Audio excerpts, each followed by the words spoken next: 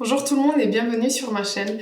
Dans cette vidéo, on va faire quelque chose d'un peu différent. Je m'impose le challenge de filmer cette vidéo sans avoir le droit à la couper au montage. Donc à partir de maintenant, vous allez voir tout sans que j'ai le droit de couper quoi que ce soit. Donc j'espère que ça se passera bien. Allez, c'est parti. Alors je vais commencer par appliquer la base Gucci, donc c'est le sérum de beauté fluide matifiant. C'est une base de teint matifiante anti-brillance. Le packaging est juste trop beau. Hop. Donc voilà, vous allez voir, ouvrir les packaging, tout faire sans que je puisse avancer, faire aller plus vite. Voilà. La seule chose qui peut arriver, c'est que les appareils photo, ils tournent pas les vidéos tout le temps. Donc à la fin de 25 minutes pour mon appareil par exemple, il s'arrête. Donc si jamais je mets plus que 25 minutes, il faut que il y aura une coupure à 25 minutes. Parce que l'appareil coupe tout seul, voilà. Donc c'est le seul joker que j'ai.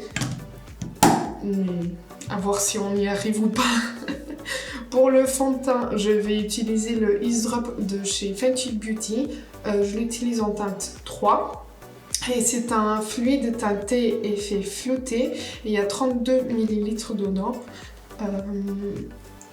Je pense que je vous l'avais présenté en première impression et j'étais pas conquise, mais là je l'aime vraiment bien. Je le trouve très beau sur la peau. Je l'applique avec une éponge que j'ai humidifiée. Voilà. Et je le travaille. En fait, j'ai compris qu'il faut pas en étaler partout. Il faut vraiment le travailler par zone. Donc appliquer, en mettre petit à petit sur l'éponge et l'appliquer au fur et à mesure. Et je trouve que ça fonctionne mieux comme ça, en tout cas pour moi.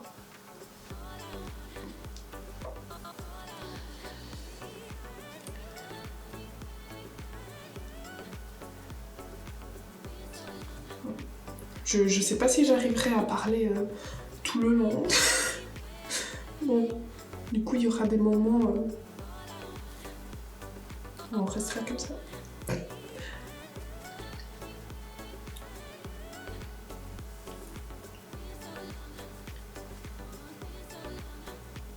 Après, pendant ces moments creux, ce que vous pouvez faire aussi, c'est appuyer sur le petit bouton là pour s'abonner, si ce n'est pas encore fait. Vous pouvez aussi laisser un petit commentaire si vous voulez. Et liker la vidéo aussi, au cas où. Voilà, donc ça c'est fait. Je vais juste prendre mon petit miroir et l'approcher un peu plus de moi parce que sinon ça va être compliqué. Hop là, voilà. Ensuite, anti-cerne, je vais en appliquer deux.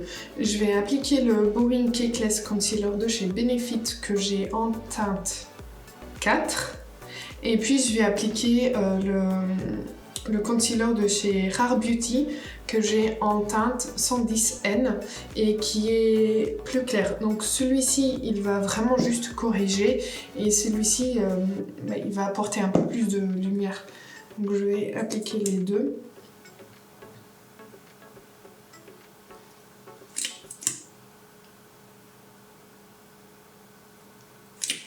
Et je mets une petite pointe du Rare Beauty par-dessus, juste vraiment pour éclaircir. Voilà, c'est juste pour amener de la lumière. Puisque le Rare Beauty tout seul, ça fait trop clair. Donc je le mélange à d'autres quand je veux un peu plus de lumière. Mais je l'aime bien tout seul aussi, c'est juste qu'il est vraiment très très clair. Je me suis trempée en commandant. Je pensais pas en fait que ce serait aussi clair parce qu'à chaque fois je galère pour trouver des teintes claires, vu que je suis très claire de peau. Mais là c'était vraiment très clair.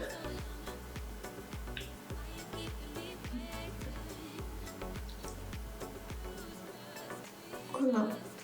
Hop. Ça, on est bon. Et j'applique déjà la base à paupières. Comme ça, c'est fait.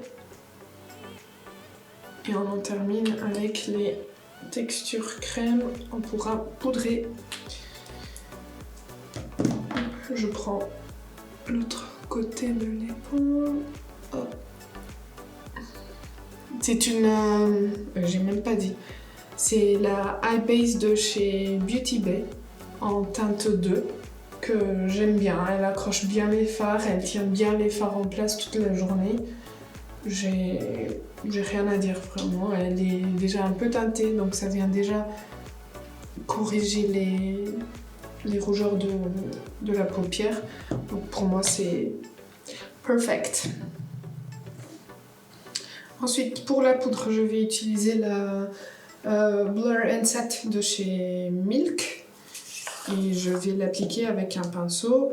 Il y a juste un truc qui est un peu chiant, c'est que il n'y a pas beaucoup de poudre qui sort à chaque fois. Donc il faut tout le temps fermer l'emballage et refaire. Je poudre vraiment tout mon teint, le contour des yeux, et puis tout le teint.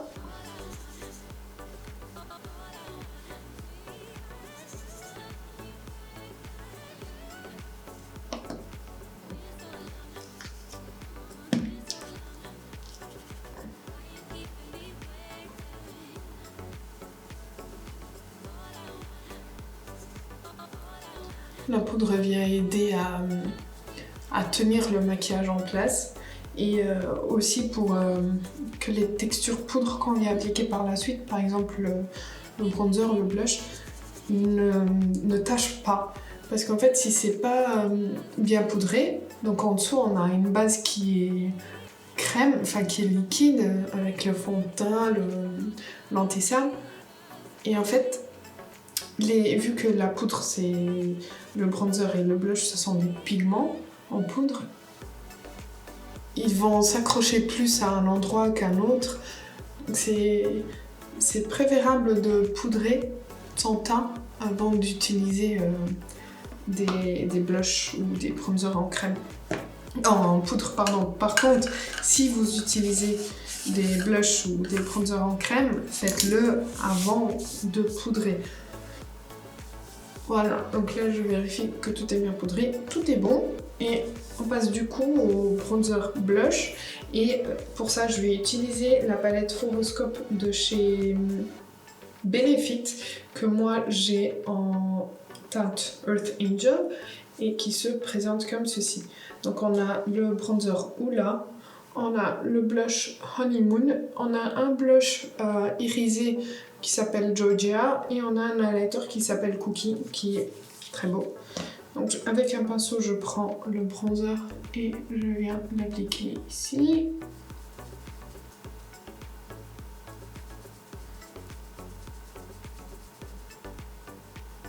C'est une palette que j'adore, que j'utilise tout le temps parce que déjà il y a tout. Et puis c'est d'une qualité, c'est tellement facile à travailler, ça se fond à la peau, c'est vraiment très très bien. Et puis ce sont des teintes qui vont bien à ma carnation. Et le bronzer Hoola, c'est le bronzer de chez Benefit. Donc, c'est cool aussi qu'il soit comme ça dans la palette, il n'y a pas besoin de l'acheter individuellement. Et même en l'utilisant énormément, j'arrive pas à creuser. Non.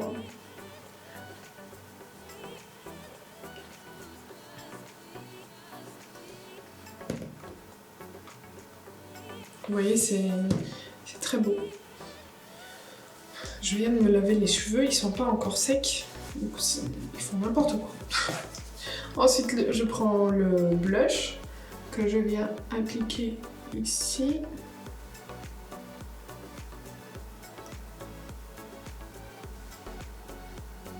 C'est très beau.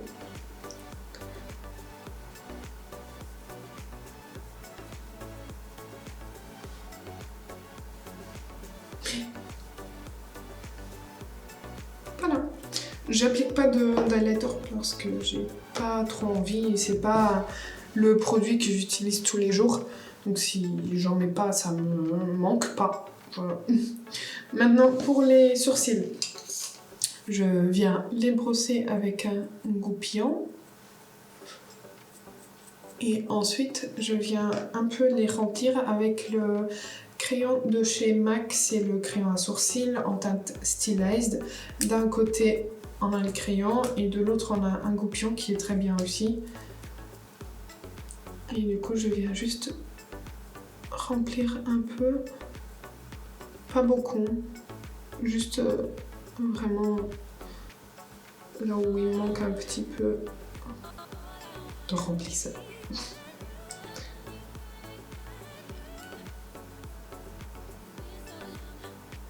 Et je trouve que ce crayon, il est très très bien. Il n'est pas gras, il n'est pas sec. C'est un entre-milieu parfait.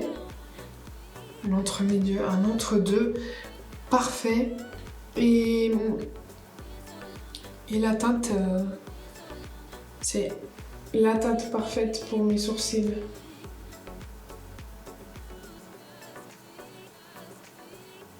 Et ça fait un moment que je l'ai, je l'utilise pas mal aussi et il tient, il y a encore beaucoup. Ah ouais. Ah ouais. Ah. Ok. il se dépense pas trop du coup.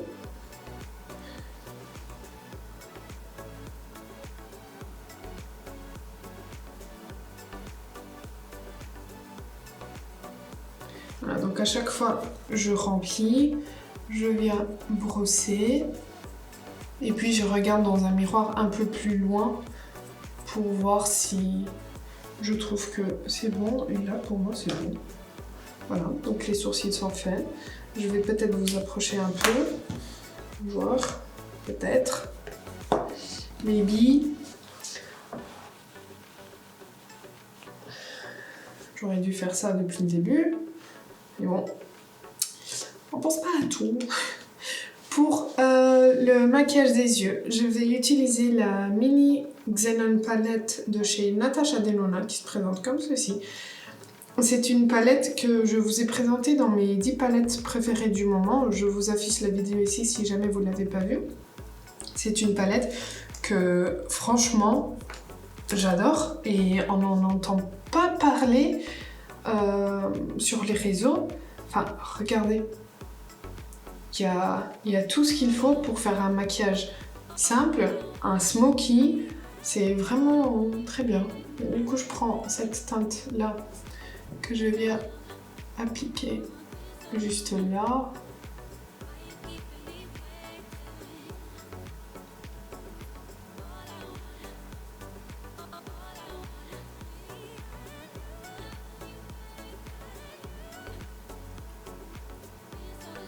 C'est un beige assez clair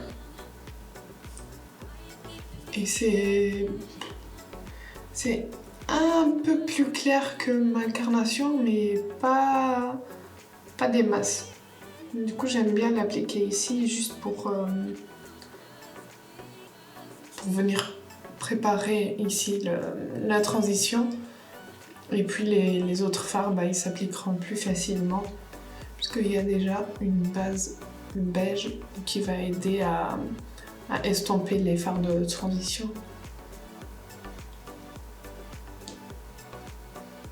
Dites-moi si vous avez cette palette, si vous l'avez essayée, ce que vous en pensez, ou alors si vous en avez pas entendu parler. Dites-moi ça. Hop. Voilà. Ensuite, je viens prendre le gris le plus clair et je viens l'appliquer juste au-dessus du creux.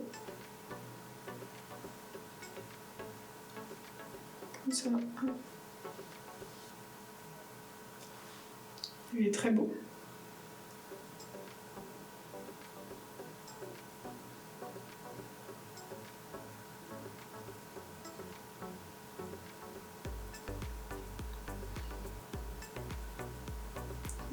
Je fais pareil de l'autre côté. Et vous voyez que j'ai pas besoin de prendre trop de matière. Et ça se travaille très très bien.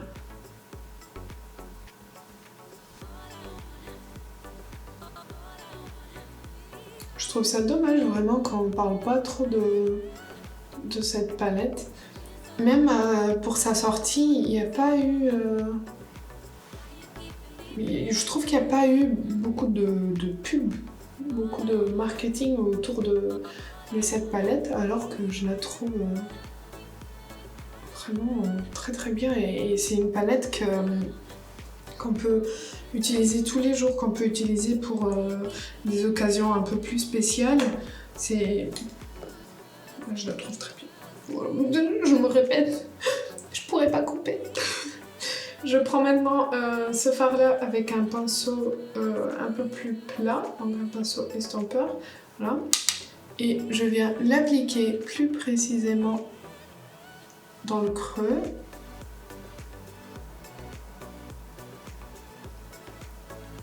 Et je l'estompe.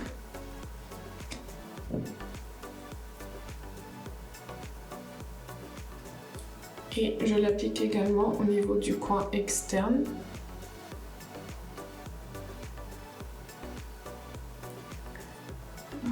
Et je l'estompe.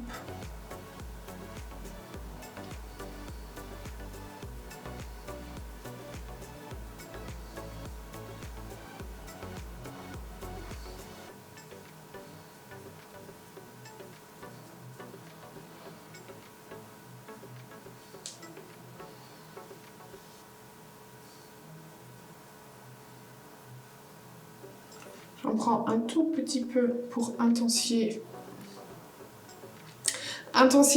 le ras de cils inférieur, juste ici au coin externe. Voilà.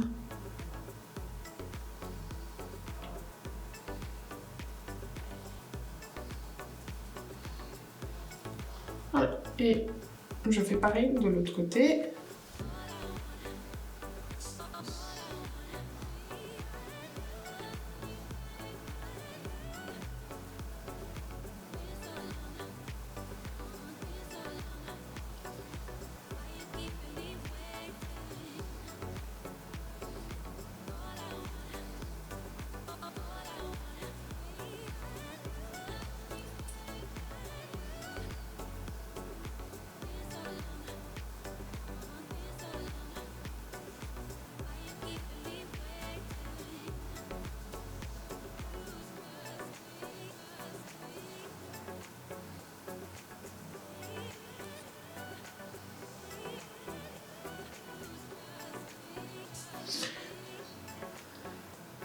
Ras de cils inférieur.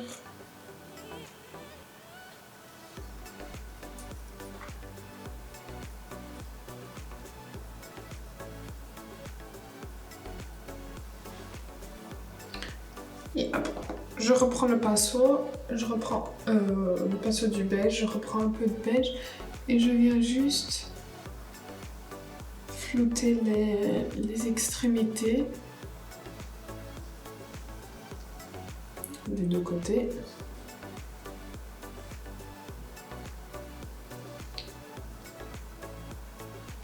Voilà. Et après, avec un pinceau plat, je viens appliquer l'argenté qui est vraiment très très beau. Je sais pas si vous verrez, c'est très très beau. Il se prélève bien au pinceau, il se dépose très bien au pinceau aussi.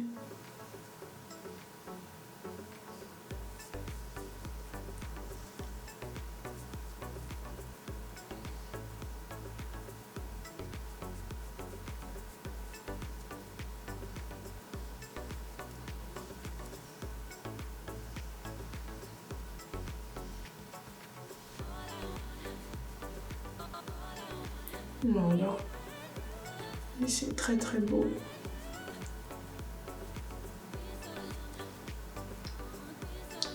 Et pareil de l'autre côté. Hop.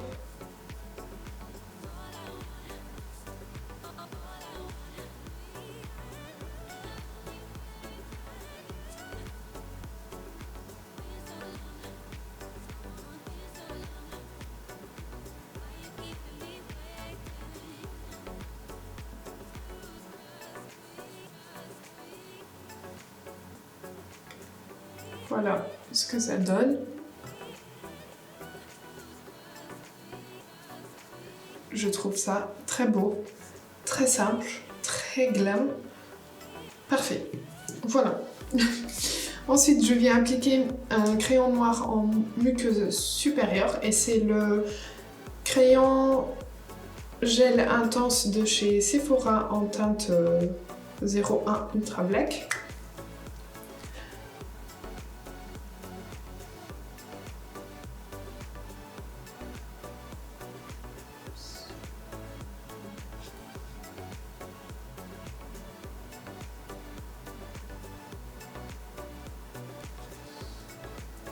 Hop, ça c'est fait. Et puis pour mascara, je vais utiliser le nouveau de Maybelline. Je continue de le tester. Je suis pas convaincue, mais je continue. C'est le Colossal Curl Bounce que j'ai en 01 Very Black. Voici la brosse.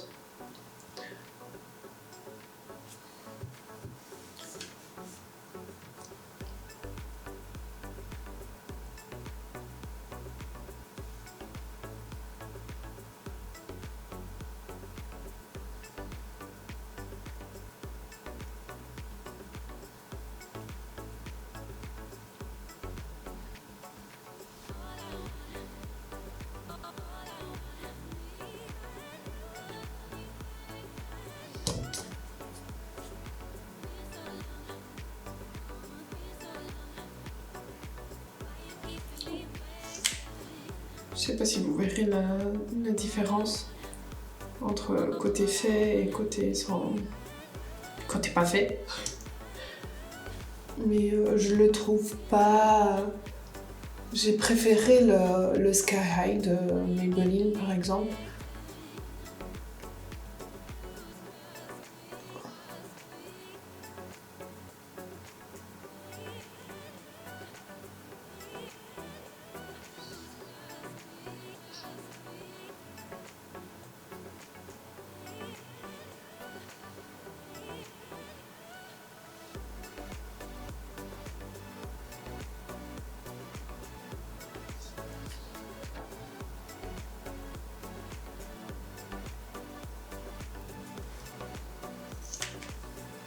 Voilà, ça c'est avec une couche.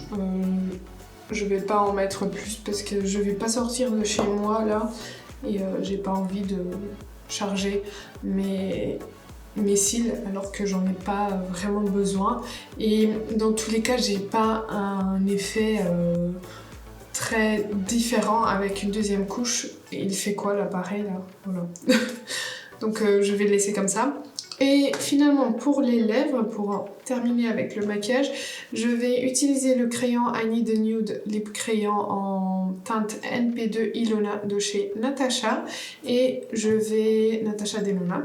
Et je vais utiliser le Lip Blush de chez Sephora en teinte 11. 11? Ouais. Voilà. Donc je vais faire ça.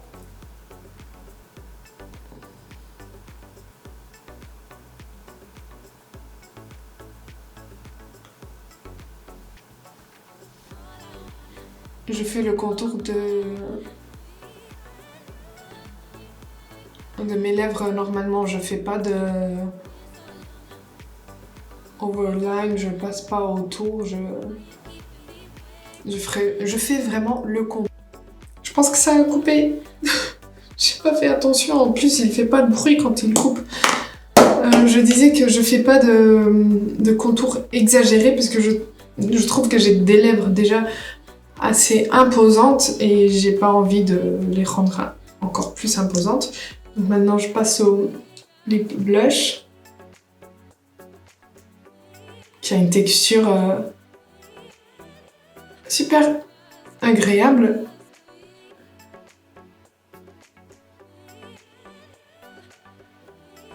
C'est très velouté.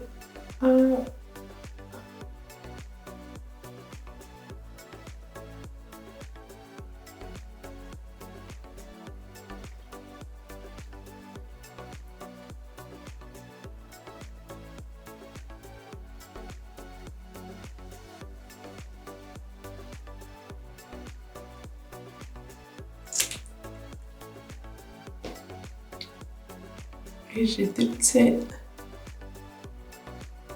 Hop, voilà. C'est bon.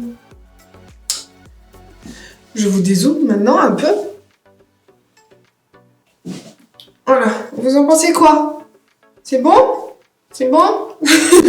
Bon, j'espère que le concept de cette vidéo vous aura plu. N'hésitez pas à liker la vidéo si ça a été le cas. Et abonnez-vous avant de partir, s'il vous plaît. Ça ferait très plaisir. Allez, je vous dis à bientôt.